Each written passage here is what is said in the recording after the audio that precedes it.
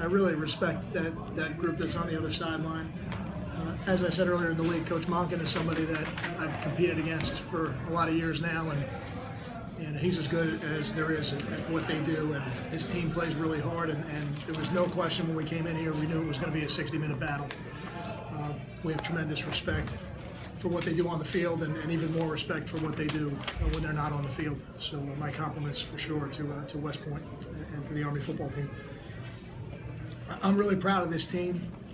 You know, I put the starting lineups out there, and number 8 is starting at strong safety, and 26 is starting at linebacker, 79 and 71 are starting on the offensive line, and Chris Muller is going to start his first game at center.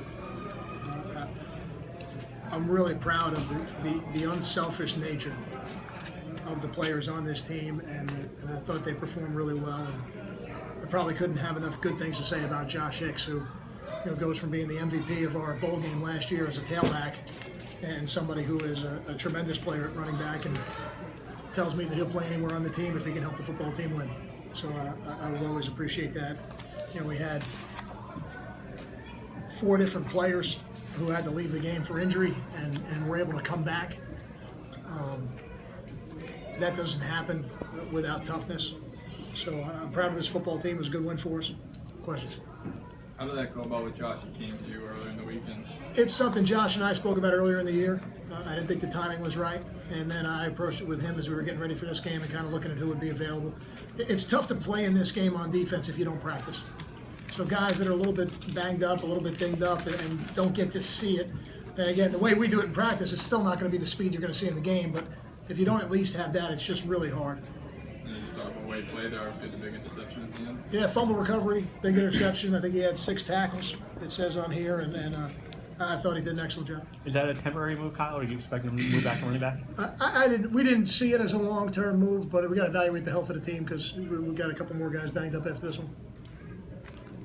How big was Martin's run early in the second half, first play from scrimmage? I thought it was a big play. I thought running the ball effectively is one of the ways, one of the things you have to try to control the game when you play these option teams. It gives you a chance to really do 2 things. It gives you a chance to control the clock a little bit. I don't know what the final stats were. We didn't have a lot of time possession in the first half. Looks like we probably had a little bit more in the second half because it evened out a little bit. But it also gives your defense a chance to adjust. So I think that's sustained drives don't just help you on offense. They kind of help your defense as well. Paul James' performance, probably the best one of the year. Yeah, I thought he was back to 100%. I think I said that during the week, and he looked that way. And when he's 100%, he's a threat. He's a really good player. Carew just couldn't give it a go in the second half? We just didn't think it was in his best interest to play in the second half. What will that mean for next week? I don't know that just yet. But it was a different injury than the one he's been battling. Forgive me if I'm wrong. I don't think Patton played for the fourth quarter. Was that strategy, discipline?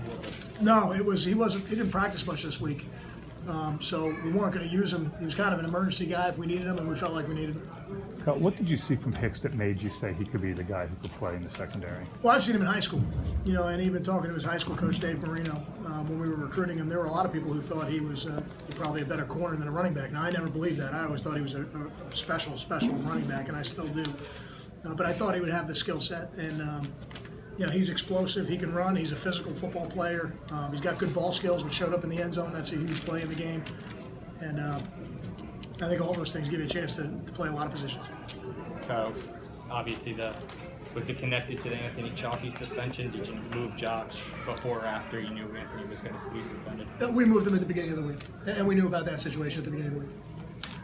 Applefield and Eamon, before you watched the film, what did those 2 guys show you? Well, Marcus had the one false start, but I'd be probably disingenuous to think on the road there wouldn't be a couple more. In a hostile environment, in your first start, as freshmen, I'm really excited about what they did. Now we'll look at it on film, and it won't be as pretty as we think it is, even though the numbers are good. But I thought they were very composed through the game, and I don't think we gave up any sacks. We didn't give to not give up any sacks. If you run for 200 yards, you don't give up any sacks. You win a lot of games. They popped a few big pass plays. What happened? They breakdowns or just? Well, the one with Bless looked contested.